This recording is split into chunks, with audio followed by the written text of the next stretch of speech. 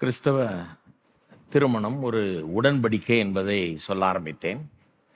உடன்படிக்கைன்னு நம்ம வாசிக்கிறோம். எங்கள் ஆதியாகமம் 2ஆம் அதிகாரத்தில் வாசிக்கிறோம். க்ளீவ் என்ற வார்த்தை. அந்த க்ளீவ் என்ற வார்த்தை லேசான வார்த்தை இல்லை. அது ஒருவரை கட்டுப்படுத்துகிற ஒரு வாக்குத்தத்தம். அதன் மூலமாக 2 பேர் இணைக்கப்படுகிறார்கள். 2 பேர் ஒரு வாக்கு கொடுக்குறாங்க. அந்த வாக்குக்கு கட்டுப்பட்டு வாழ்வதற்கு தங்களை கொடுக்கிறார்கள். அந்த விதமான வாக்குத்தத்தம். அந்த சொல்லப்பட்ட வார்த்தைகளுக்கு தங்களை கட்டுப்படுத்தி வாழ விரும்புகிறார்கள். அப்படி தான் அதில் நுழையிறாங்க. அப்போ அதை மல்கியால் வாசித்தோம். மல்கியாலையும் அதை உடன்படிக்கை என்று சொல்லுகிறது. இள வயதின் மனைவியோடு நீ செய்து இந்த உடன்படிக்கைக்கு நான் சாட்சின்றார். திருமணத்தை சொல்லும்போது திருமணத்தை உடன்படிக்கைன்னு சொல்கிறாரு. உடன்படிக்கை என்னவோ அதுதான் திருமணன்றாரு. உடன்படிக்கைன்றது ஒரு ரொம்ப புனிதமான ஒரு ஒப்பந்தம். அதை மீறவே முடியாது. மீறுகிறவன் சபிக்கப்பட்டவன் எண்ணப்பட்டாங்க. ப்ராவர்ப்ஸில் நீதிமொழிகளில் வாசிக்கிறோம், தேவனோட உடன்படிக்கையை மறந்தாள் அந்த பெண்ணுன்னு பரஸ்திரியை குறித்து சொல்லப்பட்டிருக்கிறது. வெறும் இளவயதின் நாயகனை விட்டுட்டார் மட்டும் சொல்ல, தேவனுடைய உடன்படிக்கையை மறந்தாள். அதாவது அந்த இளவயதின் கணவனோடு பண்ணி கொண்ட அந்த திருமணம் தேவனுடைய உடன்படிக்கை. அது திருமணம்ங்கிறத ஒரு உடன்படிக்கைக்கு சமமாக சொல்லப்படுகிறது. இதெல்லாம் பார்த்தோம் இல்லையா? அப்போ திருமணம் என்கிறது ஒரு தெய்வீக அமைப்பு. அதனால தான் அதை உடன்படிக்கை என்று வேதவசனம் நமக்கு சொல்லுகிறது. அதில் வரும்போது தெய்வீக அமைப்பாக இருக்கிறதுனால தேவனுடைய சட்டங்களின்படி அதில் வாழணும். அவர் சொல்லியிருக்கிற நியாயங்கள், அவர் சொல்லியிருக்கிற முறைகளின்படி அதில் வாழ வேண்டும். ஒரு காரை வாங்குறீங்க, உங்கள் இஷ்டப்படி அந்த காரை ஓட்ட முடியாது. பெட்ரோல் காரை வாங்கினீங்கன்னா அவன் சொல்லிடுறான் பெட்ரோல் தான் போடணும், எந்த விதமான ஆயில் போடணும்னுவா, எந்த விதமான மெயின்டெனன்ஸ் பண்ணணும், அதுதான் பண்ணணும். நீங்கள் நான் மண்ணெண்ணெய் கூட ஊற்றுவேன், நான் பாலும் ஊற்றுவேன், தேனும் ஊற்றுவேன், எது ஊற்றினாலும் ஓடும் அப்படின்னு நினச்சிங்கன்னா ஓடாது. நீங்கள் பிரியப்படலாம், ஆனால் உங்கள் இஷ்டப்படியெல்லாம் அது ஓடாது. அது ஒரு விதமாக ஓடுவதற்காக உண்டாக்கியிருக்காங்க. அதை நீங்கள் ஏற்றுக்கொண்டு அவன் உண்டாக்கணுன்ட்ட கேட்கணும். அதுக்கு தான் மேனுஃபேக்சரர்ஸ் மேனுவல்னு கொடுத்துட்றாங்க. உற்பத்தியாளனின் அறிவுரைகள்னு அவன் என்ன சொல்கிறான்ற சொல்லிடுறான். உற்பத்தியை செஞ்சவன் என்னென்னலாம் பண்ணணும், இந்த காரை எப்படியெல்லாம் மெயின்டைன் பண்ணணும்னு சொல்லி, இவ்வளோ ஏர் போடணும், இந்த மாதிரி ஆயில் போடணும், இந்த மாதிரி பெட்ரோல் தான் போடணும் எல்லாம் சொல்லிடுறாங்க. அதுதான் ஃபாலோ பண்ணணும். நான் என் இஷ்டப்படி நான் செய்ய முடியாது. திருமணம் வரும்போது அதுதாங்க பிரச்சனை. திருமணம் வரும்போது அது தெய்வீக அமைப்பாக இருக்கிறதுனால, தேவன் அதை ஏற்படுத்தினதுனால, தேவன் என்ன சொன்னாரோ அதன்படி தான் நம்ம வாழ முடியும். நம்ம இஷ்டத்துக்கு ஏன் இஷ்டம் நான் பண்ணிக்கிறேன், ஏன் இஷ்டம் அப்படின்னு பேசுறதுக்கு அங்கே இடமே கிடையாது பாருங்க. அப்போ நீங்கள் திருமணத்துக்குள்ளே நுழையும் போது ஒரு மனுஷீக ஒரு அமைப்புக்குள்ளே நுழையவில்லை, ஒரு தெய்வீக அமைப்புக்குள்ளே நுழையிறீங்க. அங்கே ஒரு கவனன்ட், ஒரு உடன்படிக்கை இருக்குது. அந்த உடன்படிக்கை பைண்டிங், ஒரு விதத்தில் உங்களை கட்டுப்படுத்துகிறது. நீங்கள் அங்கே சொன்ன வார்த்தைகள் உங்களை கட்டுப்படுத்து. சில காரியங்களை செய்ய முடியாது. நீங்கள் சொல்லியிருக்கீங்க, நான் இந்த பெண்ணை போஷித்து நேசித்து காப்பாற்றுவேன்னு சொல்லியிருக்கீங்க, அது கட்டுப்படணும். இவளை மாத்திரம் பற்றி கொள்வேன்னு சொல்லியிருக்கிறீங்க, அது கட்டுப்படணும்.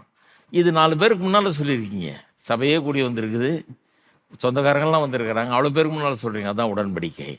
அது மட்டும் இல்லை, அது ஒரு சட்டப்பூர்வமான ஒன்று. கையெழுத்தை போடுறோம், முறைப்படி அதை சட்டப்பூர்வமானதாக ஆக்குகிறோம், இதெல்லாம் நடக்குது. அப்போ இந்த உடன்படிக்கையில் என்னெல்லாம் இருக்குதுன்னு கொஞ்சம் பாருங்கள் தயவுசெய்து. நான் அதை புரிஞ்சுக்கொள்ளணும். ஏன்னா திருமணம்ங்கிறது ஒரு சீரியஸான விஷயம்.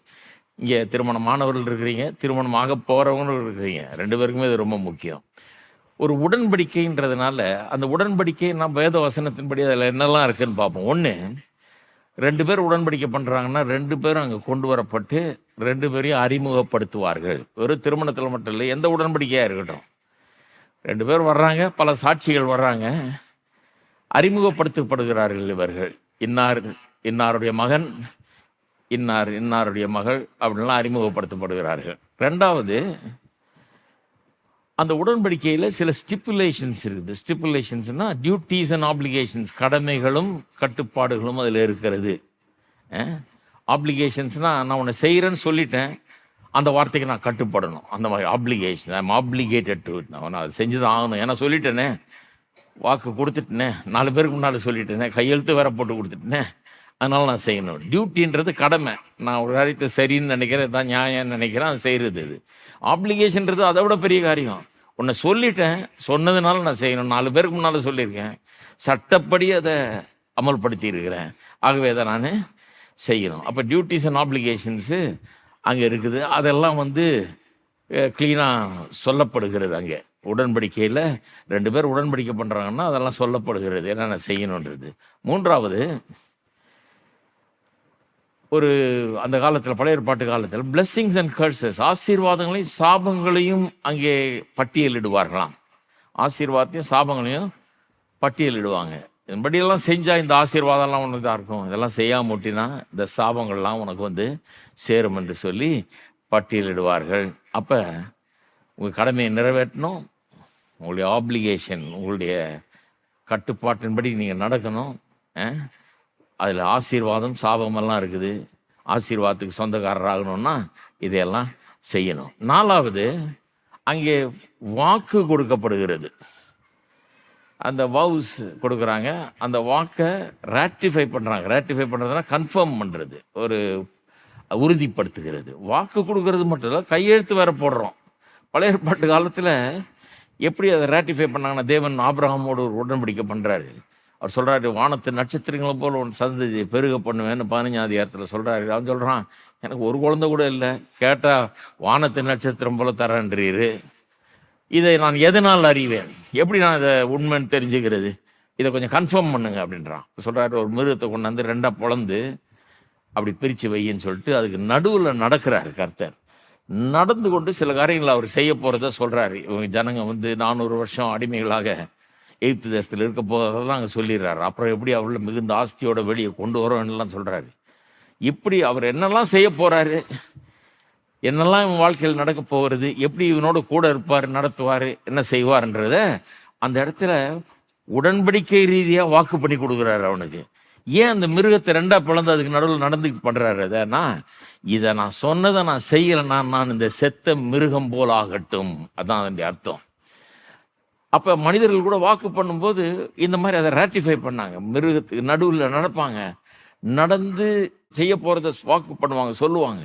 அப்படின்னா என்ன அர்த்தம், நான் அதை செய்யலைன்னா நான் சபிக்கப்பட்டவனாக இந்த மிருகத்துக்கு நேர்ந்தது எனக்கு நேரட்டும் அப்படின்றதான் அதனுடைய அர்த்தம். பாருங்க, சில நேரத்தில் நான் நினைக்கிறது உண்டு, திருமண ஆராதனையில் கூட அதை பண்ணலாமான்னு. ஒரு மிருகத்தை 2ஆக பிளந்து நடுவில் நான் சொன்னதை நான் செய்யலைன்னா நான் சபிக்கப்பட்டவனாக இருந்து இந்த மாதிரி ஆகட்டும் அப்படின்னு சொல்லலாமான்னு. ஆனால் நிறைய பேர் சொல்கிறாங்க, இல்லைங்க தாலியை கட்டிடுறோம் நாங்கன்ட்டாங்க, சிம்பிளாக முடிச்சிடுறோன்னு. அதனால் நாங்கள் வெறும் தாலியை தான் கட்ட விடுறோம், மற்றபடி உள்ள நடுவில் நடக்க விடுறது. ஆனால் இது ரொம்ப சீரியஸான விவகாரம். பழைய ஏற்பாட்டு காலத்தில் ஏன் அப்படி செஞ்சாங்க, ஆபிரகாமோட தேவன் அப்படி பண்ணுறாரு. தேவன் பாருங்கள் எவ்வளோ இரக்கம் உள்ளவர். அவர் தேவாதி தேவன், இவன்ட்ட ஒன்றும் ப்ரூவ் பண்ண வேண்டியதில்லை, இவர் நான் செய்து தான் தீருவேன், நீ பயப்படாதேன்னு சொல்ல வேண்டியதில்லை. சொன்னால் செய்வார், அவ்வளோதான். நம்மளாம் போன்னு சொல்லிட்டு போயிட்டே இருக்கலாம். அவர் இறங்கி வர்றாரு பாருங்க, ஒரு மனுஷனை போல வந்து அவனோடு கூட ஒரு உடன்படிக்கை பண்ணி அவர் வந்து வாக்கு பண்ணி தராரு. நான் இப்படி செய்வேன், உனக்கு இதெல்லாம் செய்வேன், நிறைவேற்றுவேன், நிறைவேற்றலன்னா நான் இப்படி செத்த மிருகம் போல ஆகட்டும் அப்படிங்கிறார். 5வது, அதை வெளிப்படையாக செய்கிறார்கள், பப்ளிக்காக செய்கிறாங்க. இந்த பப்ளிக்ன்ற வார்த்தை ரொம்ப முக்கியம். Covenant is public. உங்கள் நண்பர்கள், குடும்பம், உங்களுடைய சாட்சிகள், ஊரார், இவர்கள் மத்தியில் நின்று இதை பப்ளிக்காக செய்கிறீங்க. கல்யாணன்றது பப்ளிக்கான சீக்ரெட்டில் நடக்கிறது இல்லை. எங்கள் 2 பேருக்குள்ள, ஒருத்தர் சொல்கிறார், எங்கள் 2 பேருக்குள்ள விஷயங்க அது, இது மற்றவங்களுக்கு எதுக்கு சம்மந்தம் இல்லையாகும். நான் விரும்புகிறாங்கள, அவள் என்ன விரும்புகிறா, இதில் மற்றவனுக்கு என்ன இருக்குது, எல்லாம் போங்க, நாங்கள் தனியாக போயிட்டு நாங்கள் ஒரு ஹோட்டல் எடுத்து அங்கே நாங்கள் ஒரு ரூம் எடுத்து நாங்கள் ஒருத்தர் உடன்படிக்கை பண்ணணும், முடிஞ்சு போச்சுன்றாங்க. என்ன ஒரு மிஸ் அண்டர்ஸ்டாண்டிங். கிறிஸ்தவர்கள் அப்படி நினைக்கிறாங்க. ஏன்னா அவங்களுக்கு உடன்படிக்கைன்னா என்னன்னு புரியல. அப்போ இப்படி உடன்படிக்கை பண்ணும்போது அந்த உடன்படிக்கையில் டியூட்டின்னு இருக்குது, கடமைன்னு இருக்குது, ஆப்ளிகேஷன் இருக்குது. ஆப்ளிகேஷனாக சில வார்த்தைகளை சொல்லிட்டோம், வாக்கு கொடுத்துட்டோம், அதுக்கு கட்டுப்பட வேண்டும். அதனால் சில காரியங்களை நிறைவேற்றி ஆகணும். அதுக்கு ஒரு ஒழுக்கம் தேவை, discipline. Duty, application and discipline. ஒழுக்கம் தேவை. சொன்னதை செய்யணுங்கிற அந்த ஒரு இது இருந்தே ஆக வேண்டும். ஆனால் இன்னைக்கு பாருங்க, திருமணம்னு வரும்போது ரொம்ப ஜனங்க மத்தியில் இன்னைக்கு ஒரு ஆன்டி லா ஃபீலிங் இருக்குது. அதாவது நம்ம நாகரிக உலகத்தில் எவ்வளோ மாடர்னாக இருக்கிறாங்களோ, இன்னும் கொஞ்சம் வெளிநாட்டிலலாம் போனீங்கன்னா ஒரு ஆன்டி லா ஃபீலிங் தான் இருக்குது. அது என்ன பெரிய சட்டம் போடுற, நீ யார் எனக்கு சட்டம் போடுறது அப்படின்னு தான் பேசுகிறாங்க. அதாவது தேவையில்லை, ஏன் இஷ்டம் அப்படின்றது தான் அவங்களுடைய எண்ணமாக இருக்குது. அந்த சட்டம்லாம் சொல்லாதீங்க, பைபிள்லாம் சொல்லாதீங்க, நாங்கள் நம்புறதில்லை அப்படிங்கிறாங்க. ஒரு பெண் என்கிட்ட சொல்கிறாங்க, அவங்க பாய் ஃப்ரெண்ட் சொல்கிறான்னா, அவளுடைய காதலன்னு சொல்கிறான்னா, நீ என்ன விரும்புகிற, நான் உன்னை விரும்புகிறேன், இதில் மற்றவனுக்கு என்ன வேலை? நான் உன்னை விரும்புகிறேன், நீ என்ன விரும்புகிற, ஆகவே நாம் வந்து 2 பேரும் திருமணம் பண்ணிக்குவோம், அது நிச்சயம். ஆனால் இப்போ ஒன்றா கூடி சேர்ந்து வாழலான்றேன் நான். திருமணம் பண்ணுறது அப்புறம் பண்ணிக்கலாம். நம்ம 2 பேரும் விரும்புகிறோம் இல்லையா, மனதார விரும்புகிறோம், உண்மையாக நேசிக்கிறோம். இப்போ ஒன்றா சேர்ந்து வாழ்கிறதுல என்ன தப்பு இருக்குது அப்படின்னா, அப்போ சொல்ல இல்லையே திருமணம் பண்ணிக்கலாம், அதுக்கு பதிலாக திருமணம் பண்ணிட்டு ஒன்றா சேர்ந்து வாழலாமே இவ சொல்லியிருக்கா. அதுக்கு சொல்கிறான்னா, உனக்கும் எனக்கும் இருக்கிற இந்த உண்மையான காதலுக்கு ஒரு பீஸ் ஆஃப் பேப்பர் தேவையா? என்ன பெரிய ஞானி பாருங்க, கேட்குறான், ஒரு காகிதம் தேவையா? அதில் ஒரு ஆள் கையெழுத்து போட்டு 2 சாட்சி போட்டு இதெல்லாம் தேவையா? நீ என்ன காதலிக்கிற, நான் உன்னை காதலிக்கிறேன், 2 பேரும் ஒன்றா சேர்ந்து வாழுவோம், நாளைக்கு திருமணம் பண்ணிக்குவோம். எப்பாது இதெல்லாம் யாரும் கேட்க முடியாது, இதில் எந்த தப்பும் கிடையாதாக்கும் அப்படிங்கிறாங்க. இந்த கிறிஸ்தவ பொண்ணு என்கிட்ட வந்து கேட்குது, இப்படி சொல்கிறாங்கய்யா, அவன் சொல்கிறதுல நியாயம் தானே இருக்குது அப்படிங்கிற மாதிரி அவ்வளோ கன்வின்ஸ் பண்ணிட்டுருக்கிறான் பாருங்க. இந்த காதலில் என்னத்தை கன்வின்ஸ் பண்ணுவாங்கன்றது சொல்லவே முடியாது. அதனால தான் சில நேரத்தில் சொல்கிறாங்க, காதலுக்கு கண்ணு இல்லைன்னு. கண்ணு இல்லை, புத்தியும் இல்லாமல் போயிடுது சில நேரத்தில். சரியாக ப்ராப்பராக யோசிக்க தெரியல, சரியாக அதை சிந்திக்க தெரியாமல் போயிடுது. என்னமோ அவன் சொல்கிறான், நம்ம செஞ்சுட்டு போவோம் அப்படிங்கிற மாதிரி, அவன் சொல்கிறதுல நியாயம் தானே இருக்குது அப்படிங்கிற மாதிரி சொல்கிறாங்க. அந்த காலத்தில் இந்த நவநாகரிகெல்லாம் வர்றதுக்கு முன்னாடி உள்ள காலத்தில் ஜனங்களுக்குள்ள ஒரு ஒரு சென்ஸ் ஆஃப் ஆப்ளிகேஷன் இருந்தது.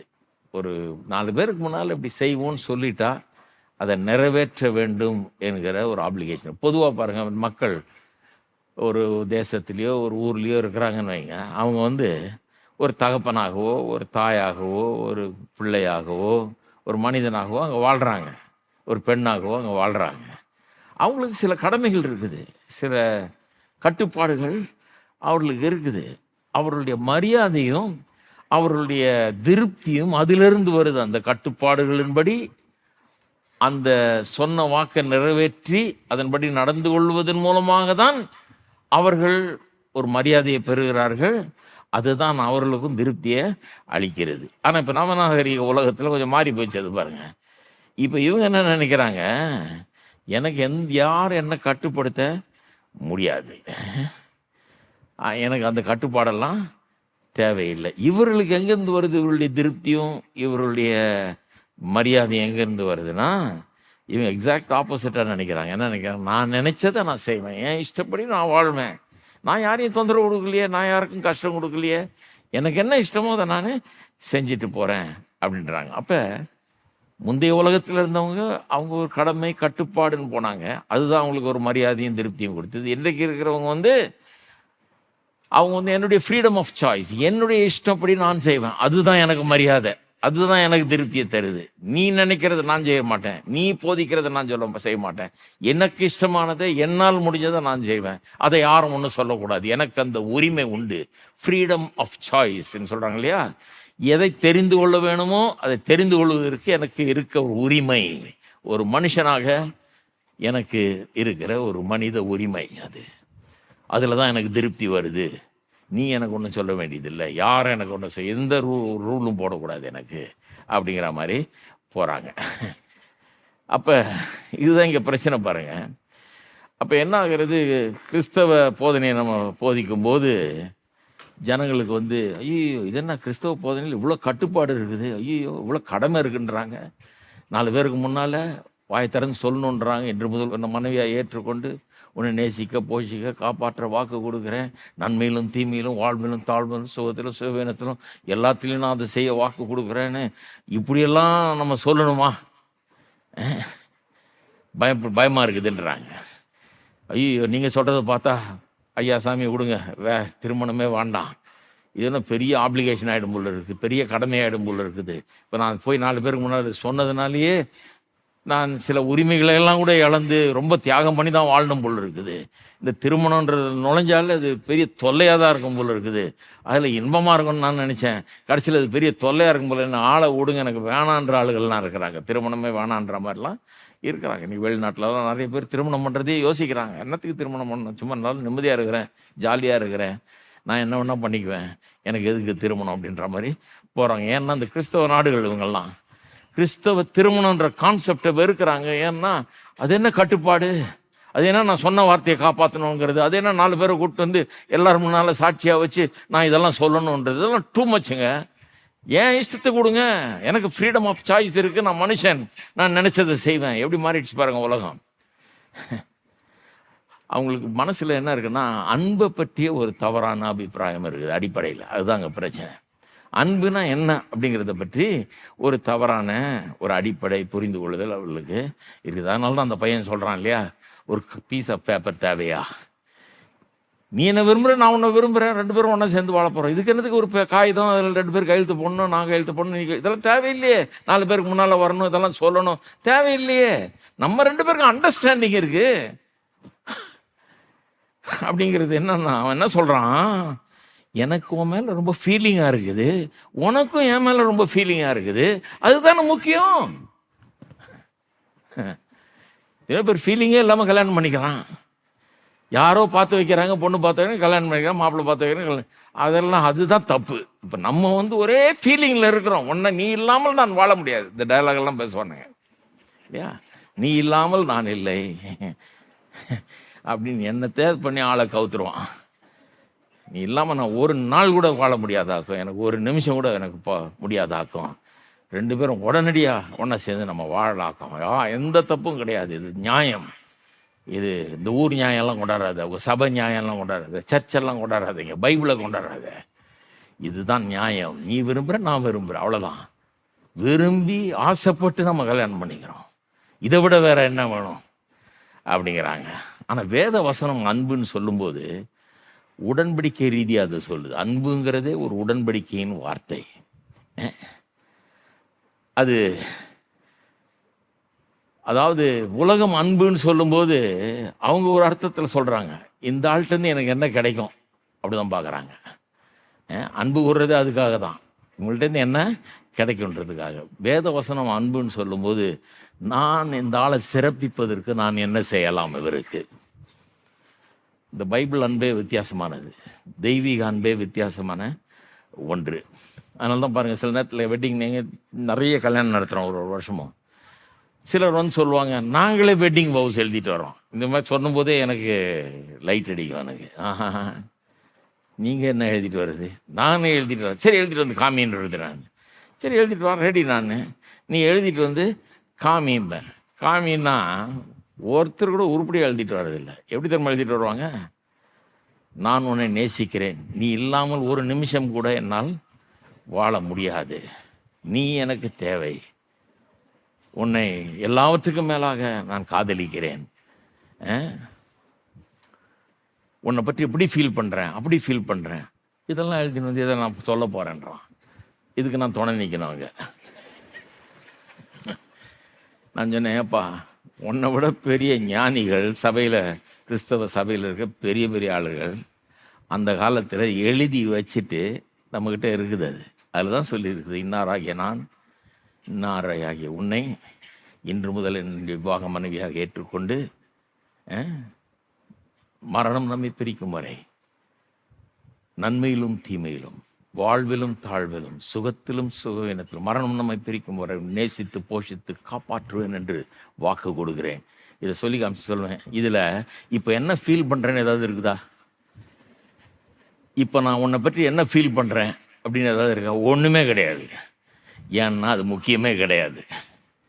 சிலர் சொல்லுவாங்க, என்ன அது காதல் திருமணம் தான் உண்மையான திருமணம், பார்த்து வச்சு பண்ணால் உண்மை. நான் கல்லூரியில் படிக்கும்போது வெளிநாட்டில் படித்தேன் இல்லையா, அங்கே எல்லாரும் எடுத்து அவங்க ஒரு மேரேஜ் அண்ட் ஃபேமிலின்னு ஒரு கோர்ஸு, அதில் எல்லாரும் எடுத்து அவங்கவுங்க ஊர் நாட்டினுடைய வழக்கத்தை ஒரு 10 நிமிஷம் பேசணும். எங்கள் ஊரில் இப்போ கல்யாணம் எப்படி நடக்குதுன்னு பேசணும். எல்லோரும் பேசினானுங்க.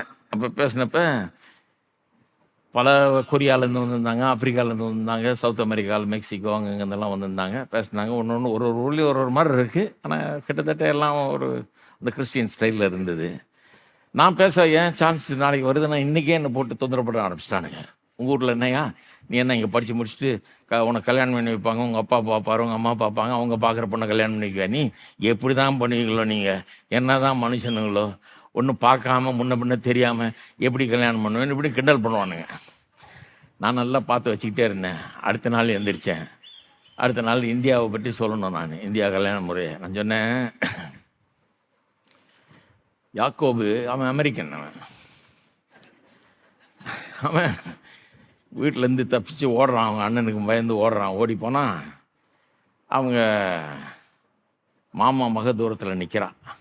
பார்த்தோன்னே அவனுக்கு பிடிச்சிருச்சு. ரொம்ப அழகாக இருந்திருப்பா போல இருக்கு. அடுத்தது சொல்லுது அவன் பக்கத்தில் போய் முத்தமிட்டான்னு. அதுக்கப்புறம் சொல்லுது 20 வருஷம் கண்ணீர் விட்டான்னு. நான் சொன்னேன், இதுதான் அவங்க திருமணம். ஈசாக்குக்கு அவங்க அப்பா வேலைக்காரனை கூப்பிட்டு போய் பாரியா எங்கள் ஊரில் நல்ல பொண்ணாக பார்த்து கொண்டு வந்தார். கொண்டு வந்தாங்க. நிம்மதியாக வாழ்னான் அவன். அவனுக்கு 2வது மனைவி 3வது மனைவிலாம் ஒன்றும் கிடையாது. அதுதான் எங்கள் திருமணம் அப்படின்னேன். சரி, அதெல்லாம் இருக்கட்டும். ஆனால் அதனால் நான் காதல் திருமணத்தெல்லாம் ஏற்றுக்கொள்கிறா அது ஆளுன்னு சொல்ல முடியாது. நான் ரொம்ப மாடர்ன் ஆள் தான். நான் பழங்காலத்து ஆள் கிடையாது. எனக்கு எதுவுமே ஓகே. விரும்பி கல்யாணம் பண்ணாலும் ஓகே, அல்லது ஒன்றுமே இல்லாமல் பெற்றோர் பார்த்து வச்சு பண்ணாலும் ஓகே. ரெண்டுமே தப்பு இல்லைன்னு தான் சொல்லுவேன். அதை அறிவாக பண்ணணும், கரெக்டாக பண்ணணும், வேத வசனத்தின்படி பண்ணணும். அவ்வளோதான் நான் சொல்கிறது. வேத வசனம் அப்படி தான் போதிக்கு. 2 விதமான கல்யாணமும் இருக்குது இங்கே. விரும்பி பண்ணுற கல்யாணமும் இருக்குது. பைபிள்லன்னு எடுத்திங்கன்னா விரும்பி பண்ணுற கல்யாணமும் இருக்குது, பெற்றோர் பார்த்து வச்சு பண்ணுற கல்யாணமும் இருக்குது. அது தப்பு, இதுதான் கரெக்ட் அப்படின்லாம் பேசுகிறதெல்லாம் நான் நினைக்கிறேன் நியாயமே இல்லைன்னு நினைக்கிறேன். அப்போ கல்யாணம் பண்ணுறவங்க ஒன்று புரிஞ்சுக்கணும். விரும்பி பண்ணுறீங்களோ அல்லது யார் பார்த்து வச்சு பண்ணுறீங்களோ, திருமணம்ங்கிறது ஒரு உடன்படிக்கை. ரொம்ப சீரியஸான காரியம். அதில் வாக்கு தத்துவங்கள் வாக்கு கொடுக்குறீங்க, கடமை இருக்குது. அது கண்ணியமாக நடந்துக்கணும், அந்த கடமையை நிறைவேற்றணும், கட்டுப்படுறீங்க அதுக்கு. இதெல்லாம் அங்கே இருக்குது பாருங்க. அப்போ அதில் அந்த திருமண வாக்குறுதியில் எதுவுமே இன்னைக்கு நான் என்ன ஃபீல் பண்ணுறேன்றதே கிடையாது. அது எனக்கு ஆச்சரியமாக இருக்குது. ஆனால் இந்த ஆளுங்கள்லாம் பாருங்கள், இவங்கெல்லாம் இந்த பையன் மாதிரி இந்த பொண்ணுக்கிட்ட நம்ம 2 பேரும் ஒன்றா சேர்ந்து வாழலாம், எவன் கேட்குறது, நம்ம இஷ்டம் அப்படின்னு சொல்கிறானே. அவன் என்ன சொல்கிறான்? ஃபீலிங், அதுதான் முக்கியம். ஃபீல் பண்ணுறியா நீ, நான் ஃபீல் பண்ணுறேன், நீ ஃபீல் பண்ணுற, அதுதான் முக்கியம் அப்படின்றான். பைபிள் அது முக்கியமே இல்லைங்கிற மாதிரி விட்டுருச்சு. ஃபீலிங் முக்கியம் கிடையாது. எது முக்கியம்? அது உடன்படிக்கைங்கிறது தான் முக்கியம். உடன்படிக்கை ஃபீலிங் இருக்கலாம், ஆனால் அதை காட்டிலும் ரொம்ப முக்கியமானது என்னது? உடன்படிக்கை. ஃபீலிங்கை வச்சு கல்யாணம் பண்ணிங்கன்னா நாளைக்கு அது பிரச்சனையில் போய் முடியும். உடன்படிக்கையை வச்சு கல்யாணம் பண்ணிங்கன்னா எந்த விதமான மனத்தாங்கல்கள் வந்தாலும் எது வந்தாலும் கடமை, அந்த உணர்வு இருக்கும். வாக்கு கொடுத்துட்டேன், அதன்படி நடக்கணும், கண்ணியமாக நடந்துக்கணும் அப்படிங்கிற ஒரு இது இருக்கும். அதன் மூலமாக தான் எனக்கு மரியாதை, அதனால தான் எனக்கு ஒரு அந்தஸ்து, அதனால தான் எனக்கு திருப்தி ஏற்பட முடியுன்ற அந்த எண்ணமெல்லாம் அப்போ தான் அங்கே இருக்கும். அதாவது ஏன் அப்போ அந்த மாதிரி எழுதுனாங்க? நம்முடைய முன்னோர்கள் தான் எழுதுனாங்க பாருங்கள். அவங்களாம் அந்த உடன்படிக்கையை அறிஞ்சு தான் எழுதுனாங்க. இன்று முதல் வாழ்விலும் தாழ்விலும் சுகத்திலும் சுகத்திலும் நன்மையிலும் தீமையிலும் அப்படின்னு எழுதுனாங்க. ஏன் அப்படி எழுதுனாங்க? என்ன சொல்ல விரும்புகிறாங்க? ஃபீலிங்க்கும் இதுக்கு சம்மந்தமே இல்லை. நன்மையிலும் தீமையிலாம், தீமை நடக்கும்போது வாழ்க்கையில் சில கடுமையான காரியங்களை கடந்து போகும்போது ஃபீலிங் அங்கே ரொம்ப ஒரு மாதிரி இருக்கும் பாருங்கள். ஃபீலிங்கே இருக்காது. ஃபீலிங் அங்கே உதைக்கும், அங்கே ஃபீலிங் இருக்காது. அப்போ போய் ஃபீலிங்கை அப்படியே காதல் உணர்வு ஒன்றும் வந்துடாது. நல்லா இருக்கும்போது வரலாம், கொஞ்சம் கஷ்டம் இருக்கும்போது வேலை போயிடுச்சு, பண கஷ்டம் இருக்குது, அது இருக்குது, இது இருக்குன்னா ஃபீலிங் ரொம்ப கம்மியாயிடும் பாருங்கள். ஆனால் அதனால தான் சொல்கிறாங்க, நன்மையிலும் தீமையிலும் வாழ்விலும் தாழ்விலும். என்ன வாழ்க்கையில் சூழ்நிலை எப்படி இருந்தாலும் அதனால என் ஃபீலிங் ஒருவேளை மாறலாம், ஆனால் என் கடமை உணர்வு மாறவே மாறாது. நான் சொன்ன வார்த்தைக்கு நான் கட்டுப்பட்டிருக்கிறேன். சூழ்நிலைகள் மாறலாம், சில கஷ்டமான சூழ்நிலைகள் கூட கடந்து போகலாம் அந்த உலகத்தில் நான். ஆனால் அதுக்குன்னு நான் இந்த இதை விட்டுற மாட்டேன், நான் வாக்கு கொடுத்துருக்கிறேன், அந்த வாக்கின்படி நடப்பேன் என்று நாம் வாக்கு கொடுக்குறோம். அப்போ கவனன்ட்ன்றது ஒரு கமிட்மெண்ட்டுக்குள்ளே நம்மளை கொண்டு போய் விடுது. அந்த கமிட்மெண்ட் ரொம்ப முக்கியமாயிடுது. அந்த கமிட்மெண்ட் இருக்கிற கமிட்மெண்ட்னா அர்ப்பணம். நான் வாக்கு கொடுத்துட்டேன், செய்வேன், நிறைவேற்றுவேன், அதில் தான் எனக்கு மரியாதை, அதுதான் நல்லது அப்படிங்கிற ஒரு இது தெரியுது. அப்போ அதை நான் செய்வேங்கிற ஒரு காரியம் இருக்கிறது அங்கே. அப்போ அதை செய்வதன் மூலமாக தான், அப்படி நடந்து கொள்வதன் மூலமாக தான் நம்ம என்ன காமிக்கிறோம், வாழ்க்கையில் எல்லாத்தையும் நான் விட்டு கொடுக்க தயாராக இருக்கிறேன். என்னுடைய உரிமைகளை, என்னுடைய ஸ்லாக்கியங்களை எல்லாம் கூட விட்டு கொடுத்து உன்னுடைய தேவைகளை சந்திக்கிறதுக்கு, உனக்கு எல்லாவற்றுக்கும் எல்லாமா இருக்கிறதுக்கு நான் ஆயத்தமாக இருக்கிறேன்றதை அதன் மூலமாக சொல்லுகிறோம். சிலர் இதெல்லாம் கேட்கும்போது இந்த கமிட்மெண்ட்டு, இந்த வார்த்தைகள்லாம் இந்த நாகரிக உலகத்து வாலிபர்கள் கேட்கும்போது பயப்படுறாங்க. ஐயோ, கமிட்மெண்ட்டா? நல்ல காலம் சொன்னீங்க சார், கல்யாணம் பண்ணிக்கலான் இருந்தேன். கமிட்மெண்ட்டா? டியூட்டியா? ஆப்ளிகேஷனா? ஐயோ, 10 பேருக்கு முன்னால் சொல்லணுமா? சொன்னதை நிறைவேற்றினா தான் எனக்கு மரியாதையா? இல்லைன்னா எனக்கு எந்த திருப்தியும் ஏற்படாது, சந்தோஷமும் இருக்காது, மரியாதையும் இருக்காது அப்படிங்கிறீங்களா? ஐயோ, நல்ல காலம் சொன்னீங்க, எனக்கு கல்யாணமே வேணாமான்னு சொல்லுவாங்க. சிஎஸ் லூவிஸ்னு ஒரு பெரிய பிரசங்கியார் இருந்தார் பாருங்க, எனக்கு ரொம்ப பிடிக்கும் அவருடைய புஸ்தகங்கள்லாம், பழங்காலத்தில் இருந்தவர். அவர் எழுதுகிறாரு, அருமையாக எழுதக்கூடியவர். அவர் ஒரு அருமையான இங்கிலீஷ் ப்ரொஃபஸர், அவர் ஃபிலாசபர், அது மட்டும் இல்லாமல் கிறிஸ்டியன் திங்கர் அப்படின்னு சொல்லலாம். ரொம்ப ஆழமான திங்கர் அவர், சிஎஸ் லூவிஸ்ன்றவர். அவர் எழுதுகிறாரு, இங்கிலீஷில் படித்து தமிழில் மொழிபெயர்க்கிறேன் பாருங்க. Love anything and your heart will certainly be wrung and possibly broken. நீங்கள் எதையாவது ஒன்றை நேசித்தீர்கள் என்றால், உளமாற நேசித்தீர்கள் என்றால், அதன் மூலமாக, அது நேசித்ததின் நிமித்தமாகவே உங்கள் இருதயம் ஒரு நாள் உடையக்கூடிய வாய்ப்பு இருக்கிறது, நொறுங்கக்கூடிய வாய்ப்பு இருக்கிறது, உடையக்கூடிய வாய்ப்பு இருக்கிறது. என்ன சொல்ற மாதிரி சொல்கிறாங்க, உன்னை நேசிச்சிங்கன்னா நேசித்ததுனாலேயே நாளைக்கு உங்களுடைய இருதயம் நொறுங்கக்கூடிய, உடையக்கூடிய வாய்ப்பு இருக்குது. If you want to make sure of keeping it intact, you must give your heart to no one. அது உடையாமல் நொறுங்காமல் உங்கள் இருதயத்தை பார்த்துக்கணும்னா, உங்கள் இருதயத்தை யாருக்கும் கொடுத்துடாதீங்க, யாரையும் நேசிச்சிடாதீங்க, யார் மேலேயும் அன்பை வச்சிடாதீங்க. ஏன்னா உடஞ்சிருமே, சுக்குநூறாக போயிடுமே, நொறுங்கிடுமே, அதுக்கு வாய்ப்பு இருக்கு. அதனால நொறுங்கக்கூடாது, உடையக்கூடாதுன்னா பத்திரமா வச்சுக்கங்க, யார்கிட்டையும் உங்கள் இருதயத்தை கொடுத்துடாதீங்க அப்படிங்கிறாரு. Lock it up safe in the casket or coffin of your selfishness. சுயநலம் என்கிற உங்களுடைய சவப்பெட்டிக்குள்ள அந்த இருதயத்தை பத்திரமா வச்சு பூட்டுங்க அப்படிங்கிறாரு. But in that casket, safe, dark, motionless, airless, it will change. ஆனால் அந்த இருளாய் இருக்கிற, எந்த அசைவும் இல்லாத, ஒரு காத்து கூட உள்ள நுழையாத அந்த சவப்பெட்டியிலே உங்களுடைய இருதயம் மாற ஆரம்பிக்கும் அப்படிங்கிறாரு. எப்படி மாறும்? It will not be broken, உடையாது, ஏன்னா பத்திரமா இருக்கேன், நொறுங்காது, உடையாது. எப்படி மாறும்? It will become unbreakable, impenetrable, irredeemable. உடைய முடியாத இருதயம் ஆயிடும், கல்லான இருதயம் ஆயிடும், ஊடுருவ முடியாத இருதயம் ஆயிடும், மீட்க முடியாத இருதயம் ஆயிடும், கல் நெஞ்சம் ஆயிடும். அதில் எந்த இதுவுமே இருக்காது, கல்லாட்டம் ஆயிடும் உங்க இருதயம் அப்படிங்கிறார். இப்படி சொல்றாரு பாருங்க. The only place outside of heaven that you can be perfectly safe from all dangers and possible causes of anxiety of love is hell. ஒரே ஒரு இடம் தான் இருக்குது, இந்த அன்பினால எந்த பதட்டமும் ஏற்படக்கூடாது எனக்கு, நான் நொறுங்கிடுமோ இல்லை உடஞ்சிடுமோன்ற அந்த பதட்டமெல்லாம் இருக்கக்கூடாது, நான் பர்ஃபெக்டாக அதிலிருந்து விலகி சேஃபாக பத்திரமா நான் இருக்கணும் அப்படின்னு விரும்புனீங்கன்னா ஒரு இடம் இருக்குது, அங்கே இருக்கலாம் பத்திரமா. அவங்க எழுதிய நொறுங்காமல் உடஞ்சிடாமல் இருக்கணும்னா நரகம் இருக்குது அப்படிங்கிறார். ஏன்? There nobody gives their heart to anybody. அங்கே ஒருவரும் தங்களுடைய இருதயத்தை இன்னொருவருக்கு தரவில்லை, தர முடியாது, தர மாட்டார்கள். அதனால தான் நரகத்தில் இருக்கிறாங்க. யாரும் தங்களுடைய இருதயத்தை இன்னொருக்கு தரமாட்டாங்க, அன்பு கூற மாட்டாங்க, முற்றிலும் முழுக்க முழுக்க சுயநலம் உள்ளவர்கள். அப்படியே வாழ்ந்துட்டாங்க வாழ்நாளெல்லாம்.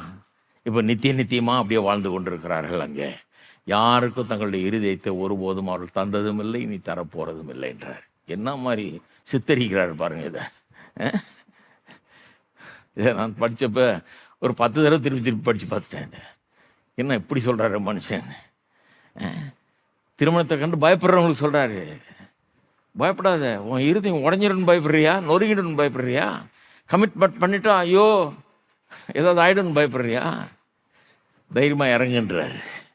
இறங்கி ஆவியானவர் உன்னை நிரப்பட்டும், அன்பினால் உன்னை நிரப்பட்டும், கமிட்மெண்ட் பண்ணு, அந்த கமிட்மெண்ட் படி வாழு, உன்னை அர்ப்பணிச்சுக்கோ, வாக்குறுதியை கொடு, அந்த வாக்குறுதியை நிறைவேற்றுவதற்காக முழு மூச்சாக பிரயாசப்பட்டு அப்படி வாழு, நீ நல்லா இருப்ப, சந்தோஷமா இருப்பேன்றாரு. அதுதான் பரலோகம் மாதிரின்றாரு. பிறகு கடைசியில் பரலோகத்தையும் போய் நல்லா இருக்கலாம், இங்கேயே வாழ்க்கையும் பரலோகமாக ஆக்கலாம். இருக்கீங்களா? தங்களுடைய இருதயத்தை யாருக்கும் கொடுக்க விரும்பாதவர்கள், எந்த அர்ப்பணமும் பண்ண விரும்பாதவர்கள், தன்னுடைய இருதயத்தை பத்திரமா பூட்டி வச்சுக்கணும். கொடுத்துவிட்டு அப்புறம் நம்ம அவஸ்தைப்பட முடியாது. கொடுத்துவிட்டு அது நொறுங்கி போச்சுன்னா நம்ம அதெல்லாம் தாங்கிக்க முடியாது, அதனால் வேணாம் நமக்குன்னு அந்த மாதிரி சொல்கிற ஆட்கள் இன்றைக்கு பார்த்திங்கன்னா அவங்க ரொம்ப லோன்லி பீப்புள்ன்றார். தனிமையான ஆட்கள். அவர்கள மாதிரி தனிமையான ஆட்களை பார்க்கவே முடியாது. யாரையும் உளமாற நேசிக்கிறது கிடையாது, அன்பை பரிமாறுறது கிடையாது, அன்பை கொடுக்கறது கிடையாது, உள்ளத்தை யாருக்கும் கொடுக்கறது கிடையாது. கடவுள் நம்மளை அப்படி வைக்கலையே, அவரை மாதிரி வச்சிருக்கிறாரு. நம்மளை உண்டாக்குனதுனால கடவுள் முதல்ல இருந்து ரொம்ப சந்தோஷமாக தான் இருக்கிறாரா? கிடையாது. உண்டாக்குனாரு, அவன் பாவம் செஞ்சு கடவுளுக்கு விரோதமாகவே துரோகம் பண்ணுறான் மனுஷன். அவருக்கு தெரியாத பண்ணுவான்னு தெரியும். தெரிஞ்சதுனால தான் அவர் ரட்சகரை ஏற்கனவே ஏற்படுத்தி வச்சுட்டார். அதனால தான் இயேசுவை பற்றி சொல்லும்போது வெளிப்படுத்தல சொல்லியிருக்கு, உலக தோற்றத்துக்கு முன் அடிக்கப்பட்ட தேவாட்டுக்குட்டி. எப்படி உலக தோற்றத்துக்கு முன் 2000 வருஷத்துக்கு முன்னால் தான் அடிக்கப்பட்டார் அவர், நம்முடைய பாவத்தை போக்குற ஆட்டுக்குட்டியாக. ஆனால் வேதம் சொல்லுது, உலக தோற்றத்துக்கு முன்னாடியே மனுஷன் பாவம் செய்து விழும்போது அவருடைய ரட்சகராக போய் உலகத்தில் போய் ஒரு ஆட்டுக்குட்டி மாதிரி தன்னையே பலியாக்கி அவனை மீட்கிறவர் இவர் அப்படின்னு திருத்துவ தெய்வத்தில் இயேசுவை அங்கே நியமித்து விட்டார்கள். அந்த வேலையை அவர் செய்வார் என்று. அப்ப தேவன் உள்ளம் நொறுங்குன்னு நினைச்சு கொடுக்குறாரு. அவருடைய உள்ளம் உடையும் ஒரு நாள்னு நினைச்ச கூட அவ்வளோ அன்பா நேசிச்சு ஏதேன் தோட்டத்தை வாசித்து பாருங்க, சிருஷ்டிப்பை வாசித்து பாரு. மனுஷனுக்காக அவ்வளோத்தையும் படைக்கிறாரு, அருமையா படைக்கிறாரு. என்ன மாதிரி ஒரு இது, ஒரு அங்க பாத்தீங்கன்னா ஒரு தகப்பனுடைய உள்ளம் அப்படியே தெரியுது பாருங்க. ஒரு குறையும் அவனுக்கு இருக்கக்கூடாது, அதான் அவருடைய இது. எல்லாத்தையும் தேவைக்கும் அதிகமாக, எல்லாம் ரொம்ப அதிகமாக. ஒரு ஆளுக்கு இவ்வளவு தேவையா அப்படின்றதான் கிறிஸ்தவர்களுடைய கம்ப்ளைண்ட் இன்னைக்கு. கடவுள் பெரிய மிஸ்டேக் பண்ணிட்டாரியா, இதெல்லாம் ஏதேன் தோட்டம், பொன் விளைகிற பூமி, எத்தனை மரம் செடி கொடிகள், ஒரு மனுஷனுக்கு இவ்வளோ தேவையா? அவனுக்கு ஒரு 4 மரம் வச்சா போதாதா? திங்கக்கிழமை இந்த மரத்துல சாப்பிடு, செவ்வாய்க்கிழமை அந்த மாதிரி போவேன முடிய போதாதா? இவனுக்கு என்ன ஒரு இவ்வளோ மரம், ஆயிரக்கணக்கான மரம் செடி கொடிகள் அவசியமா, தாவர வர்க்கங்கள் அவசியமா, புல் பூண்டுகள் அவசியமா, கற்று சொல்கிற அவசியம். அவன் நினச்சபடியெல்லாம் சாப்பிடணும். அந்த ருசியில் கூட 1000 வித்தியாசமான ருசி இருக்கணும், கசப்பில் கூட ஒரு ருசி இருக்கணும், அதை கூட விரும்பி சாப்பிடணும், இனிப்பில் பல ருசிகள் இருக்கணும், பார்க்கறதுல அழகு, அவன் ரசிக்கக்கூடிய அவன் கண்கள் வெறும் பார்த்தா மட்டும் பத்தாது, பார்க்கிறவைகளை ரசிக்கக்கூடியதாக இருக்கணும். வெறும் காதில் கேட்டால் பத்தாது, கேட்கிறவைகளை லயிக்கக்கூடியவனாக இருக்க வேண்டும். காது வெறும் கேட்கறதுக்கு இல்லை, கேட்டவைகளில் லயிக்கிறதுக்கு. எங்கள் சர்ச்சில் நான் முதல்ல ஆரம்பித்தப்போ ஹார்ன் தான் கட்டியிருந்தோம். நான் கொஞ்சம் பாடுவேன், ரொம்ப கஷ்டப்பட்டு நல்லா பாடணும்னு நினச்சி, பாட்டெலாம் ரொம்ப பிடிக்கும் எனக்கு, மியூசிக்கெல்லாம் வாசித்து பாடுவேன். காக்கா கத்துற மாதிரி வரும். அதில் நான் மிகைப்படுத்தி சொல்லலை, ரெக்கார்டிங்கே இருக்குது என்கிட்ட. காக்கா கத்துற மாதிரியே இருக்கும். எப்படி இருக்கும்னு நினச்சி பாருங்கள். கடைசியில் ரொம்ப கஷ்டப்பட்டு ஒரு இது வாங்கினேன், பிஏ சிஸ்டம் வாங்கணும்னு சொல்லி 5.5 லட்ச ரூபா கூட, அந்த காலத்தில் 40 வருஷத்துக்கு முன்னால் 5.5 லட்ச ரூபா கொடுத்து வாங்கிறதுக்கு ஏற்பாடு பண்ணி, அதுக்கு பெரும் முயற்சி, என்னோட இருக்கிற ரொம்ப முக்கியமான ஒரு காரியத்தை விற்று அதை வாங்கினேன் பாருங்க. அப்போ என்ன சொன்னாங்க, முட்டாள், உன்ன மாதிரி முட்டாள் உலகத்தில் இருப்பான், நான் காசை கரியாக்குற, வெறும் இந்த சவுண்டு நல்லா கேட்கணுன்றதுக்காக 5.5 லட்சம் கொடுத்தவன அதை வாங்கினேன், 1.5 லட்சத்துக்கு வாங்கியிருக்கலாமே, இது தேவையா அப்படின்னு. ஒருத்தர் சொன்னார், அவர் பெரிய பெரிய ஊழியக்காரர். அவர் சொன்னார், தம்பி நீ பேசுறீன்னா பாடினா எங்களுக்கு கேட்குது, அது போதும், நான் நினச்சேன், என்ன காதோ இது, கேட்குது போதுன்றாரு. அவர் நினச்சிட்டு இருக்காரு காதை வெறும் கடவுள் சவுண்டு கேட்டால் போதுன்னு வச்சுருக்காருன்னு. இல்லை இல்லை, கடவுள் கேட்கறதுல லைக்க வேணும்னு வச்சுருக்கிறாரு. அதனால தான் இன்றைக்கி ஹெட்ஃபோன்லாம் மாற்றோம் பாருங்கள். ஹெட்ஃபோன் போட்டு கேட்டு பாருங்கள், பாட்டை வேறு லெவலில் இருக்குங்க. அப்புறம் சும்மா கேட்கவே மாட்டீங்க, டிவியில் போட்டு கேட்க மாட்டீங்க, ஹெட்ஃபோன் போட்டு தான் கேட்பீங்க. அது இந்த மியூசிக்கில் இருக்கிறவங்களுக்கு நல்லா தெரியும். அதை விரும்புகிறவங்களுக்கு ஹெட்ஃபோனை போட்டிங்கன்னா வேற ஒரு உலகம். அது நுணுக்கமாக கேட்கும், எல்லா சவுண்டும், எல்லா ஃப்ரீக்குவன்சியும் நல்லா கேட்கும், ரசிப்பீங்க. ஐயோ அதெல்லாம் பாவம் இல்லையா பிரதர்? நானா கேட்டேன் ரசிக்கிறதுக்கு, நான் ரசனையே கேட்கலையே, அவர் தான் கொடுத்தார் ரசிக்கிறதுக்கு காதை. ஒருத்தர் சாப்பிட்டாலே தப்புன்னாரு, என்ன ருசிச்சு சாப்பிட்டா தப்பு, ரசிச்சு சாப்பிட்டா தப்புன்னாரு. முழுங்கிடணும், பலப்படுவ நீ, அவ்வளோதான்.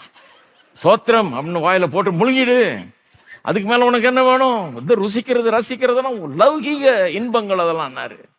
கடைசியில் பார்த்தா கர்த்தர் நாக்கில் அத்தனை நரம்ப வச்சிருக்கிறாரு ருசிக்கிறதுக்குன்னு. அது ஒன்னொன்று, ஒரு பாவக்காய் கூட ரொம்ப அருமையாக இருக்குது, எனக்கு ரொம்ப பிடிக்குது. ஒன்னொன்னுலையும் கசப்பில் கூட ஒரு ருசி, இனிப்பில் பலவிதமான ருசி, என்னென்ன ருசியெல்லாம் வச்சிருக்கிறாரு. ஒன்னொன்னு ஒரு ஒரு ருசியில் இருக்குது. இருக்கிறீங்களா? பசி எடுக்குதா? என்ன பண்ணுறது? நான் கேட்டேன் ருசி வேணும் எனக்கு, நாக்கில் கொஞ்சம் கொடுங்கன்னு. அவர் பண்ணிட்டார் அப்படி, நல்லா என்ஜாய் பண்ணுப்பான்னு. வெறும் சாப்பிட்டா பத்தாது, முழுங்குனா பத்தாது, முழுங்குறப்ப போகிற வழியிலேயே கொஞ்சம் நல்லா என்ஜாய் பண்ணி சாப்பிடுங்கிறாரு. இல்லைன்னா இந்த நாக்கை வெறும் கரண்டி மாதிரி வாக்கியிருப்பாரு, வெளியே நாக்கை நீட்டி சோத்தை அள்ளி உள்ளே போட்டு முடிஞ்சு போச்சு வேலை, அவ்வளோதான். ருசிக்கிறது அதுக்கு வேண்டாம். கடவுள் எப்படி உண்டாக்கியிருக்காரு பாருங்க. கண்ணு ரசிக்கணும், காது லயிக்கணும், நாக்கு ருசிக்கணும், இப்படி சொல்லிட்டு போகலாம். எத்தனை இன்பங்களை கர்த்தர் வச்சிருக்கார், மனுஷன் அனுபவிக்க வேணும். எத்தனை இன்பங்களை கர்த்தர் வச்சிருக்காரு பாருங்க. கர்த்தர் நல்லவர்.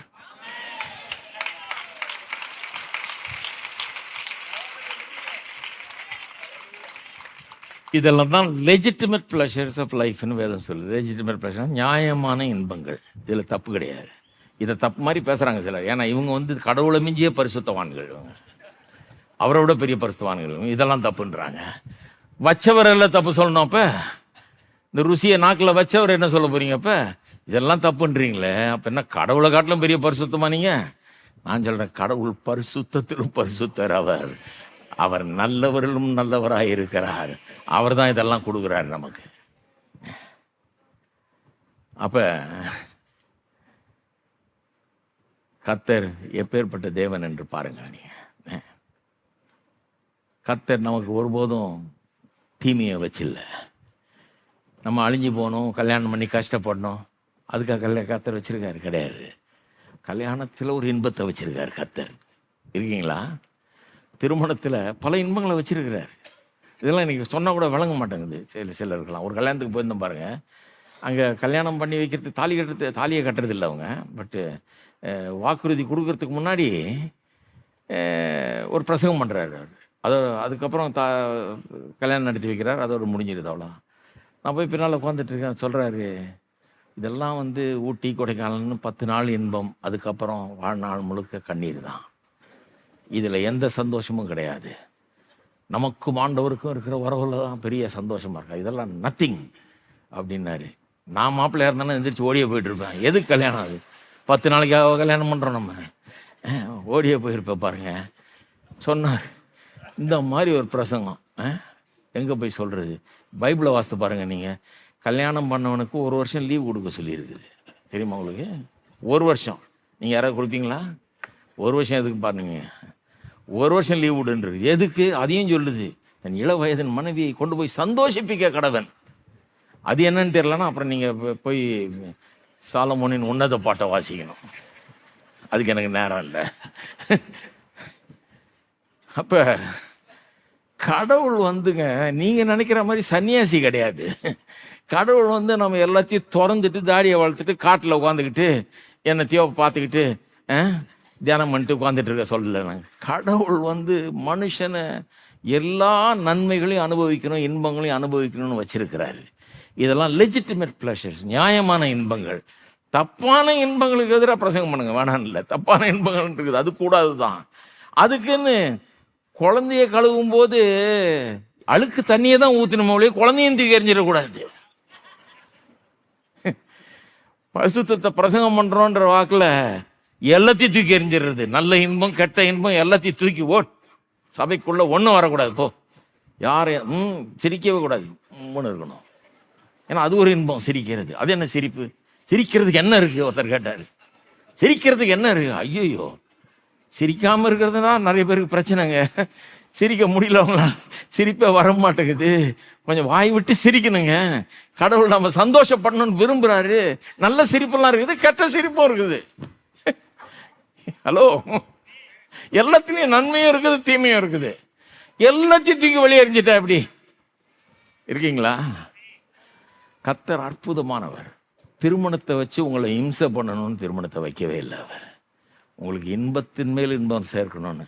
அப்புறம் கல்யாணம் பண்ணுறோம், இன்பத்தை அனுபவிக்கிறோம் பல விதங்களில்.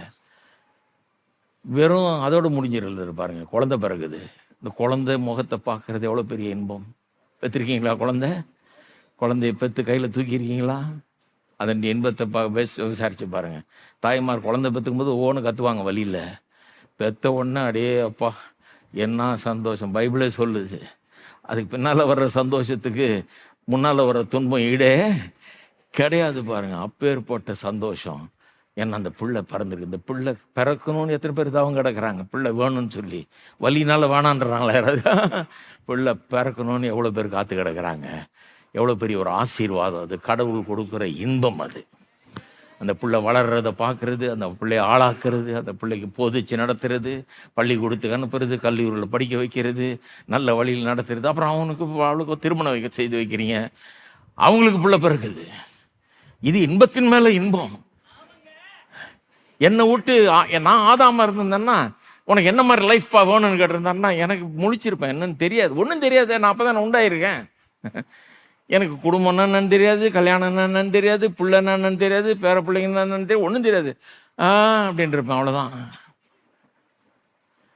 கர்த்தருக்கு தெரியும், நம்மளுக்கு தெரியாது. நான் அதனால் நீ பேசாமல் இரு, நான் கொடுத்துட்றேன்லான்ட்டு என்னென்ன இன்பத்தெல்லாம் வாரி வழங்க வேண்டுமோ வழங்கி இருக்கிறார் நமக்கு.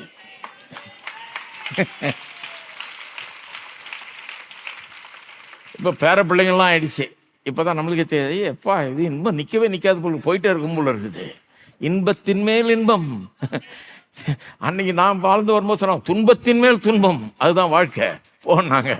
ஆனால் துன்பத்தை காட்டில் இன்பம் தான் ஜாலியாக இருக்கு. நான் இத்தனை வருஷம் வாழ்க்கையில் சொல்லியிருக்கிறேன், சில கஷ்டங்கள்லாம் பட்டிருக்கேன். ஆனால் அதுக்கெல்லாம் ஈடாகாத இன்பம் ரொம்ப அதிகமாக இருக்குது. இன்பம் ரொம்ப சந்தோஷமும் இன்பமும் கிறிஸ்துவின் மூலமாய் உண்டாயிருக்கிற இந்த அற்புதமான வாழ்க்கையும் சொல்லி விவரிக்க முடியாது, அப்படி இருக்குது. இருக்கீங்களா? அப்போ இது ஒரு உடன்படிக்கை. அன்பே ஒரு உடன்படிக்கையின் வார்த்தை பாருங்க. அன்புங்கிறதே ஒரு உடன்படிக்கையின் வார்த்தை. இந்த அன்பு எப்படி வருது நமக்குள்ள? அதுக்கு தான் பரிசுத்த ஆவியானவர். மறுபடியும் இந்த 18லேருந்து 21 வரோம் பார்த்தீங்களா? எப்படிங்க இந்த அன்பு நமக்குள்ள வருது? பரிசுத்த ஆவியானவர் இயேசுவை நமக்கு காண்பிக்கிறார். இயேசுவின் சத்தியங்களை நமக்கு கொண்டு வந்து தர்றாரு, விளக்கி காண்பிக்கிறார், நமக்கு உணர்த்துகிறார், இவைகளெல்லாம் வெளிச்சம் போட்டு காட்டுகிறார், நம்முடைய மனக்கண்களை பிரகாசமாக்குகிறார், நாம் பார்க்கும்படி செய்கிறார். இது அன்பு வந்த உடனே இந்த அன்பின் நிமித்தமாக நாம் மற்றவர்களுக்கு ஒருவருக்கொருவர் கீழ்ப்படிந்து வாழணும்னு இருக்குது இல்லையா? அதை எப்படி சொல்லலாம்? நம்ம ஒருவருக்கொருவர் சேவை செய்யக்கூடியவர்களாக ஒரு சர்வன்ட் ஹார்ட் நமக்கு உண்டாயிடுது. ஒரு வேலைக்காரனுடைய இருதயம் நமக்கு உண்டாயிடுது. மற்றவர்களுக்கு சேவை செய்யக்கூடியவர்களாக மாறிடுவோம். அது மனுஷருக்கு இயல்பாக வராத ஒரு காரியம். அப்படிப்பட்டவர்களாக மாறிடுவோம். அப்போ இந்த சர்வன்ட் ஹார்ட்னா என்ன? இந்த சர்வன்ட் ஹார்ட் இருக்கிறவங்க சேவை செய்கிற இருதயம், மற்றவர்களுக்கு நான் சேவை செய்யணும், அதுக்காக தான் இருக்கிறேன் அப்படின்றவங்க 3 குணாதிசயங்கள்லாம் அவங்கள்ட்ட காட்டணும். 1, அவர்களுடைய குறைகளை நீங்கள் சுட்டி காட்டும் போது நொறுங்கி விட மாட்டார்கள். இதெல்லாம் அப்படியே திருமணத்தில் யோசித்து பாருங்க. அப்படின்னு இந்த சர்வன்ட் ஹார்ட் இல்லாதனால தான் திருமணம் தோல்வி அடையுது நிறைய நேரத்தில். அந்த ஆவியானவருடைய நிறைவு பெற்று அந்த சர்வன்ட் ஹார்ட் உள்ளே வந்துருச்சுன்னா எப்படி இருப்போம் நம்ம? ஒருத்தர் நம்முடைய குறைய சொல்லும்போது அதனால நொறுங்கி போயிட மாட்டோம். அந்த அவங்க குறை சொன்னாங்களேன்றது நம்மளை நொறுக்கிடாது பாருங்க. ரெண்டாவது, நீங்க அடுத்தவருடைய குறையை எடுத்து அவர்களை உணர்த்தும் போது அவர்களை நொறுக்க மாட்டீர்கள். ஹலோ, அவர்களை நொறுக்காத விதத்தில் குறைய சொல்லி அவர்களை திருத்தி நல்வழிப்படுத்துவீர்கள். எப்படி மாறுது பாருங்க. ஏன்னா சர்வன்ட் ஹார்ட், இதுதான் சேவை செய்கிறது. இது ஒருத்தனை அழிக்கிறதுக்காக பேசுறது இல்லை, கெடுக்கிறதுக்காக நிந்திக்கிறதுக்காக பேசுறது இல்லை, நன்மை செய்கிறதுக்காக, நல்லா இருக்கணுமேங்கிறதுக்காக நம்ம பேசுகிறோம். அவங்கள என்ன பண்ணுறது? அவங்களுக்கு கிரிட்டிசிசம் கொடுக்கும்போது நொறுங்காமல் அழகாக கொடுக்குறோம். மூணாவது, மன்னிக்க கோபத்தை உள்ள மறைச்சி வச்சுக்கிட்டு வாழ்நாள் முழுக்க வாழாதபடிக்கு அப்படிப்பட்ட ஒரு உள்ளம் வந்துடுது நமக்கு சர்வன்ட் ஹார்ட் இருக்கும்போது. இந்த 3 கேரக்டரிஸ்டிக், இந்த 3 குணாதிசயங்களே எடுத்துங்க. இது 3 குணாதிசயம் இருந்தாலே திருமண வாழ்க்கை எப்படி வெற்றி பெறும்னு பாருங்க. ஆவியினால் நிரப்பப்பட்டு, இயேசுவை ஆழமாய் அறிந்து கொண்டு, அவருடைய அன்பினால் நிரப்பப்பட்டு, கீர்த்தனம் பாடி, சங்கீதங்கள் கீர்த்தனைகள்லாம் பாடி, நம்முடைய வெறும் வாயிலிருந்து இல்லை, இருதயத்திலே கீர்த்தனம் பண்ணி, எல்லாவற்றுக்காகவும் எப்பொழுதும் ஸ்தோத்திரம் செலுத்தி ஜீவித்து, ஒருவருக்கொருவர் கீழ்ப்படிந்து இப்படி சர்வன்ட் ஹார்ட்டோட வாழும்போது இந்த 3 குணாதிசயங்களும் அங்கே நம்முடையதாகிடுகிறது. ஏன் இன்னொருத்தர் நம்ம பற்றி கிரிட்டிசிசம் பண்ணால் நம்ம ஒன்றும் உடஞ்சி போயிடுறது இல்லை? ஏன் அப்படி ஆயிடுறோம்னா இயேசுவை நல்லா அறிஞ்சிக்கிட்டதுனால இயேசு நம்மளை எவ்வளவு நேசிக்கிறாருன்றது ரொம்ப புரிஞ்சிருச்சு. அதில் எந்த சந்தேகமே கிடையாது. தேவாதி தேவன் வானத்தையும் பூமியும் உண்டாக்கினவர், எல்லாத்தையும் படைச்சவர், எல்லாத்த காட்டிலும் பெரியவர், இவரை காட்டிலும் யாரும் பெரியவரே கிடையாது. அப்பேற்பட்டவர் என்னை நேசிக்கிறார், என்னை அவர் அன்பு கூறுறார். ஊரில் எவனும் 4 பேர் என்னை அன்பு கூறுறதுனால நான் உடஞ்சி போக முடியாது. என்னை பற்றி கெட்டதாக சொன்னதுனால நான் உடஞ்சி போக முடியாது. நீ கத்திட்டு போ, என்ன வேணா சொல்லிட்டு போ.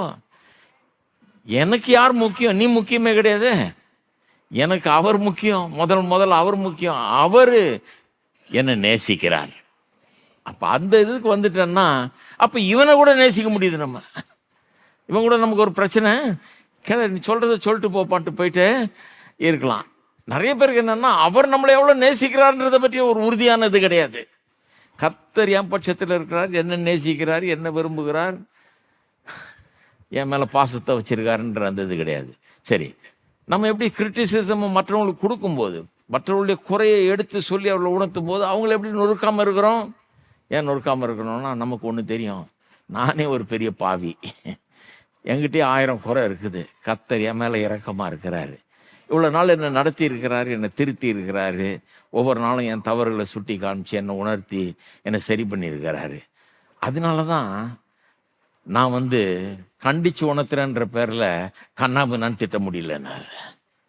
ஏன்னா கர்த்தர் என்ன அப்படி பண்ணலை. என்ன எப்படி பண்ணுறாரு? ரொம்ப அன்போடு நடத்துகிறாரு. என் தவறுகளை சொல்கிறாரு, ஆனால் நான் நொறுங்கி போகாதபடி பார்த்துக்கிறாரு. நான் அதோட மனம் உடஞ்சி ஓடி போகாதபடி பார்த்துக்கிறாரு. இப்போ பிள்ளைகளை நம்ம திருத்துறோம் பாருங்கள். பிள்ளைகள் தவறு செய்யும்போது அவன் ஆவியே முறிச்சிடுற மாதிரி நம்ம பேச முடியாது பாருங்க. அவனுடைய தன்னம்பிக்கையை இழக்கிற அளவுக்கு நம்ம பேசணும்னா அவனை இழந்துருவோம். அவன் தலை தூக்க மாட்டான். நாளைக்கு நம்ம சொன்ன வார்த்தைகள் அவன் அப்படியே போட்டு அழுத்திடும் பாருங்க. அவன் அதுலேருந்து எழும்புறது ரொம்ப கஷ்டமாயிடும். பிள்ளை வெற்றி பெறாமல் போயிடுவான் வாழ்க்கையில். ஏன்னா நீங்கள் சொன்ன வார்த்தைகள் அவனை அந்த ஆழமாக பாதிக்குது. முக்கியமாக ஒரு பெற்றோர் சொன்ன வார்த்தை ரொம்ப பாதிக்கும் பாருங்க. அப்போ பிள்ளைகிட்ட எவ்வளோ ஜாக்கிரதையாக இருக்கிறோம். மார்க்கு கம்மியாக வாங்கியிருந்தா என்ன கூட நான் சொல்கிறேன், உனக்கு என்னப்பா கஷ்டமாக இருக்கா, இதில் உனக்கு ஒரு டியூஷன் வைக்கிட்டா, உனக்கு எதாவது ஹெல்ப் பண்ணிட்டா, உனக்கு சொல்லி தரட்டா, அப்படி தான் போகணும் மொழிய. எனக்கு தெரிஞ்ச ஒரு ஆள் இருந்தார், பிள்ளை மார்க்கு கம்மியாக பலார்னு அறையிறது. ஏன் அறிவு இருக்கா உனக்கு? இல்லை மார்க் பாரு என்ன வாங்கியிருக்கான் அப்படின்னாரு. ஆமாம், நீ பெரிய மார்க் வாங்கின, இவன் மார்க்கு கம்மியாக வாங்கினா அப்படி போட்டு அறையிறதா? விசாரிப்பா அவனை, என்ன பிரச்சனை உனக்கு? ஏன்னா உனக்கு வரமாட்டேங்குது, சயின்ஸ் வரமாட்டேங்குது, கணக்கு வரமா, ஏன் வரமாட்டேங்குது, இப்போ ஒழுங்கா கவனிக்கிறது இல்லையோ, கொஞ்சம் நம்ம நடுவில் கோட்டை ஒட்டி இப்போ கஷ்டமாக இருக்குதோ, அப்போ பேக்லேருந்து வருவோம். நீ 8ஆம் வகுப்பு படிக்கிறேன்னா 6ஆம் வகுப்பு லெசன்லேருந்து ஆரம்பிப்போம். கடைசியாக தூக்கிட்டு வந்தீங்கன்னா கரெக்டாக வந்துடுவான். ஒரு உதவி தேவை அவனுக்கு. அப்போ அவன் மார்க் சரியாக வாங்கலைங்கிறதையும் சொல்ல வேண்டியதாக இருக்குது, இன்னும் நல்ல மார்க் வாங்கணும்னு சொல்ல வேண்டியதாக இருக்குது. ஆனால் நொறுங்கி போகாத விதத்தில் சொல்லலாம். ஏன்னா நம்ம பிள்ளை, அவனை கட்டி எழுப்பணும் இல்லையா, அதுக்கு நம்ம வழி சொல்லி தரணும் அவனுக்கு. அவனை உடஞ்சி, அவன் இருதயம் உடஞ்சி போய் ஒன்றும் இல்லாமல் போயிடக்கூடாது. ஆகவே அவன் இருதயம் நொறுங்காமல் பார்த்துக்கிறோம் பாருங்க இல்லையா. இருக்கீங்களா? எல்லாம் அமைதியாக இருக்கிறீங்க. நாங்கள் அந்த காலத்தில் குருசைடெலாம் வைப்போம் பாருங்கள். நிறைய பேர் காது செவிடெலாம் சோமாகும். எப்படி காது செவிடாக போச்சுன்னா, எங்கள் அப்பா அரைஞ்சிட்டாருங்க. எத்தனை ஊரில் நான் கேட்டிருக்கேன், சின்ன வயசில் அரைஞ்சிட்டாரு.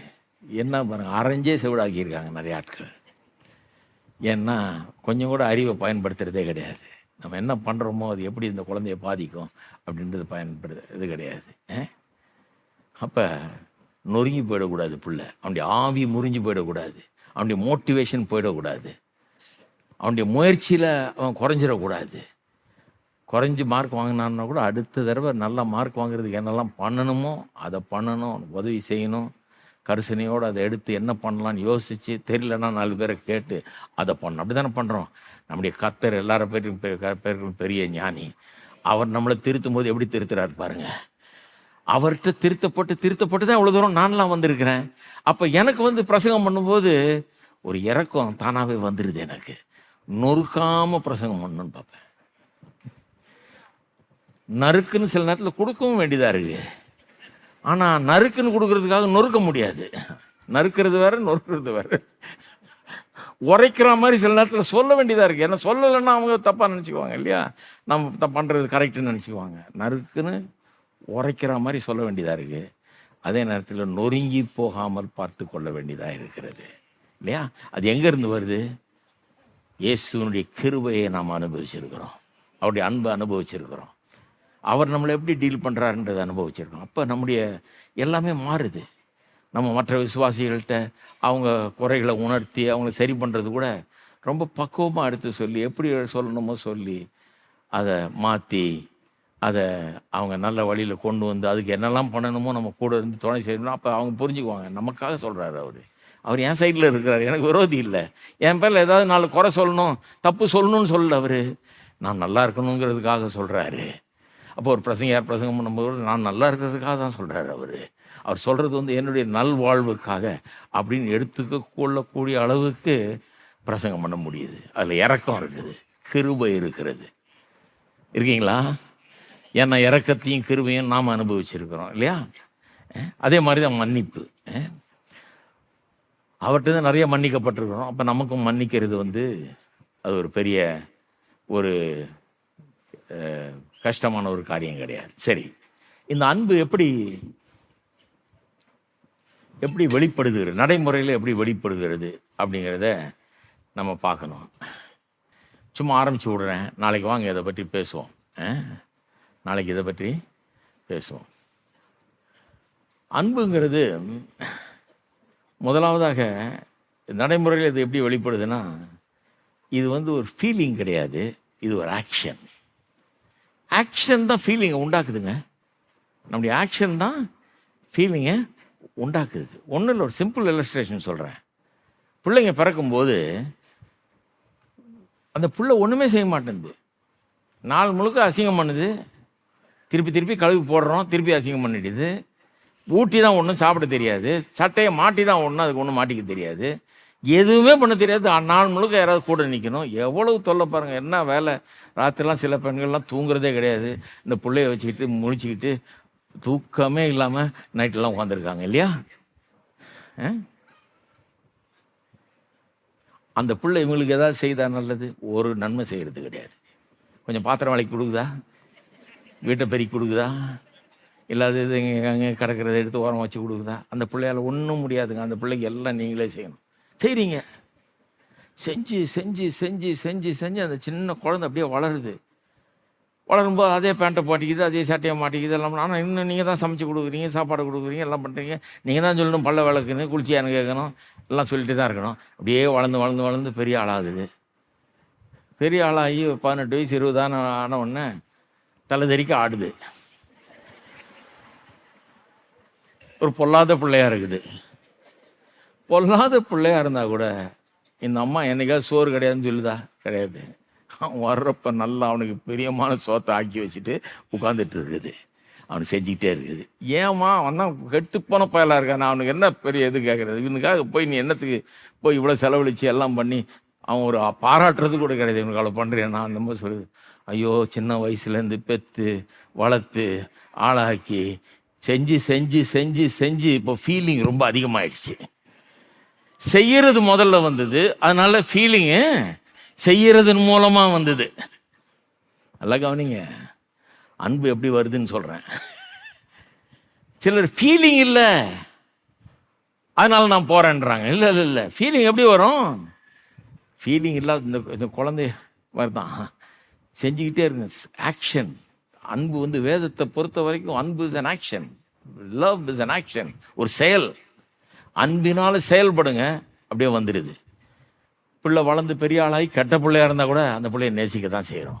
அந்த பிள்ளைய அன்பு, ஏன்னா அப்படியே அது ஃபீலிங் அப்படி ஆகிடுது.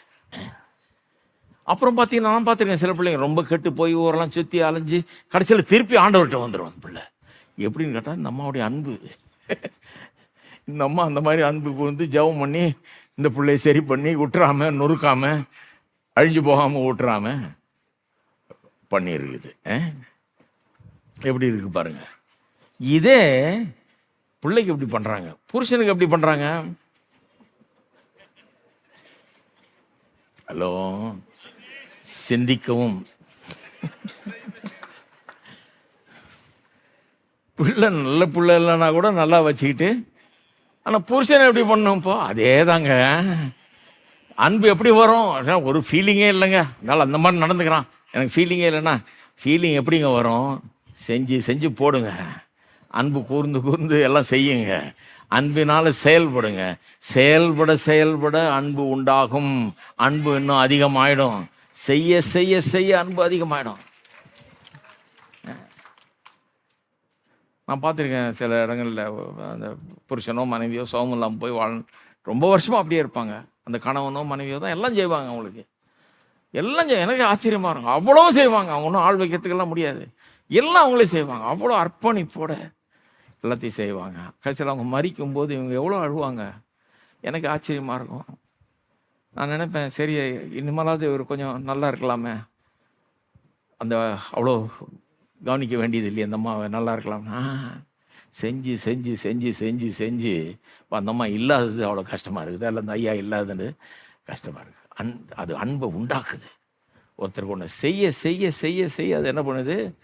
அன்பை பெருக்கெடுத்து ஓட பண்ணுது.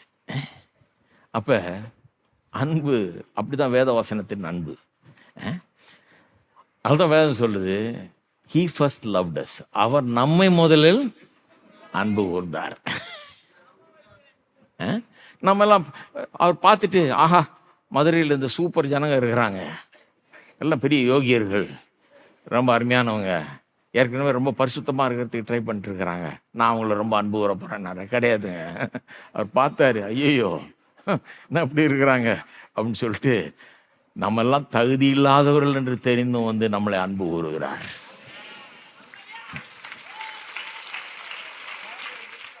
அன்பு கூர்ந்து நமக்காக சிலுவையில் மறிக்கிற அளவுக்கு நம்ம அன்பு கூறுறாரு, ஜீவனையே கொடுக்குற அளவுக்கு நம்மளை அன்பு கூறுறாரு.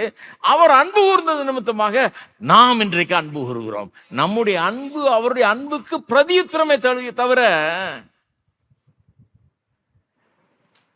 அவர் மேல ஃபீலிங் வந்து நான் அன்பு கூறல. அவர் என்னை எவ்வளோ அன்பு கூர்ந்தார், அந்த அன்பு அனுபவிச்சிருக்கேன் பாருங்க, அதனால தான் அன்பு கூறுறார். அவர் அன்பு கூர்ந்தார், இன்னும் அன்பு கூறுறாரு, நம்மளை மீட்டிருக்கிறாரு, அதனால தான் நம்மளை கைவிட மாட்டாரு.